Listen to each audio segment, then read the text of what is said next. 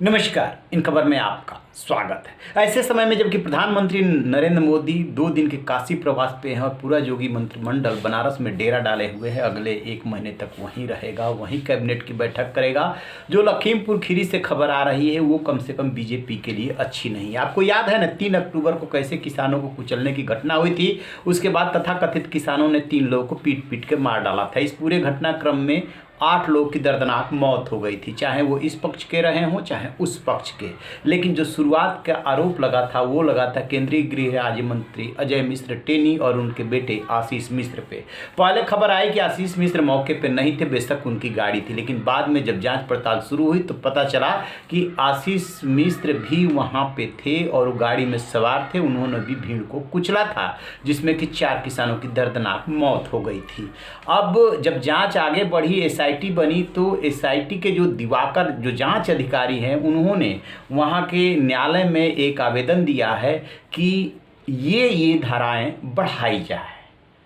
कहने का मतलब पहले एक हादसा के रूप में दर्ज था, लापरवाही पूर्वक गाड़ी चला करके लोगों को मारने का, जिसमें कि इंटेंशन नहीं होता है। क्राइम में सबसे बड़ा जो इंटेंशन माना जाता है, और उसमें भी जब कई लोग मिल जाते हैं, साजिश रचते हैं और इंटेंशन कॉमन हो जाता है तो उसमें धारा 34 लगाई जाती है।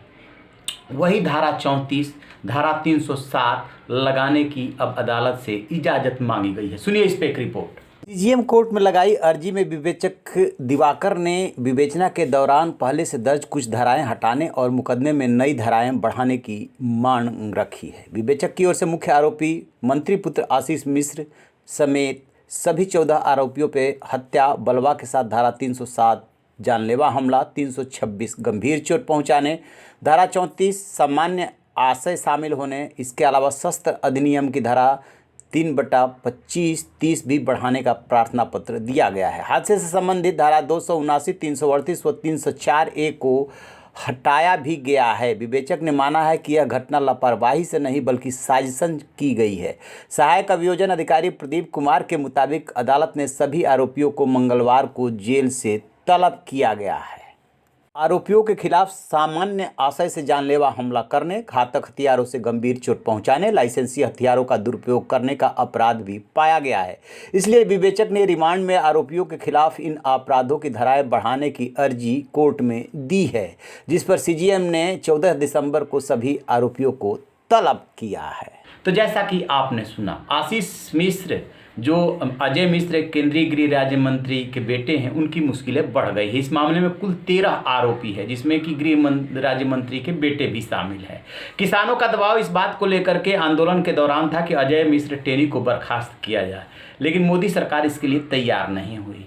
और अब जबकि एसआईटी कह रही है कि नहीं, ये साजिश के तहत पूरी घटनाक्रम को अंजाम दिया गया था, कॉमन इंटेंशन, यानी कि इसकी साजिश रच करके, इरादा बना करके और ये सब कुछ किया गया था, तो केस काफ़ी गंभीर हो जाता है।